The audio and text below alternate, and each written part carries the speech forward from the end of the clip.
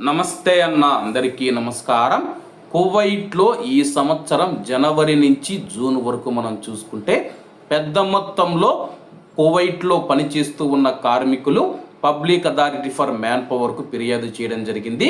కువైట్లో ఈ సంవత్సరం మొదటి అర్ధభాగంలో వర్క్ పర్మిట్లకు సంబంధించి 20,898 కార్మిక ఫిర్యాదులు అందాయని చెప్పేసి public authority for man power ప్రకటించింది.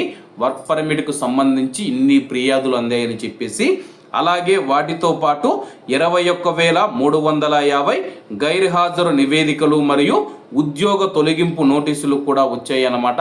అలాగే చాలామంది మనం చూసుకుంటే గైర్హాజరు అంటే కానీ అకామా లేకపోవడం కానీ, లేకపోతే పారిపోవడం కానీ, లేకపోతే ఉద్యోగానికి హాజరు కాని కేసులు ఏవైతే ఉన్నాయో 21,350 గైర్హాజరు కేసులు నమోదయ్యాయని చెప్పేసి, అందులో 7,827 గైర్హాజరు నివేదికలు అధికారికంగా తొలగించబడ్డాయని చెప్పేసి public authority for man power ప్రకటించింది.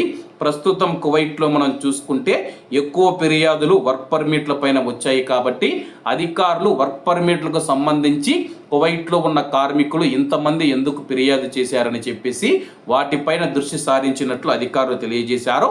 అలాగే కువైట్లోని ప్రవాసులకు సంబంధించి లేబర్ షెల్టర్లో మనం చూసుకుంటే 2025 మొదటి 6 నెలల్లో మొత్తం 1,362 మంది కార్మికులు, ప్రవాస కార్మికులు ఈ యొక్క షెల్టర్లో అయితే ఉన్నారన్నమాట.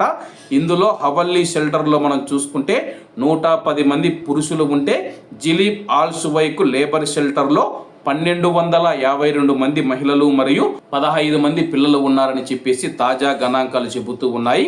ప్రస్తుతం public authority for man power ఈ సంవత్సరం 6 నెలల్లో 20కి పైగా కార్మిక ఫిర్యాదులను మేము స్వీకరించామని చెప్పేసి వాటిపైన విచారణ చేస్తూ ఉన్నట్లు అధికారులు తెలియజేశారు. కాబట్టి అందరూ బాగుండాలి, అందులో మనం ఉండాలి. అందరికీ నమస్తే అన్న, జై హింద్.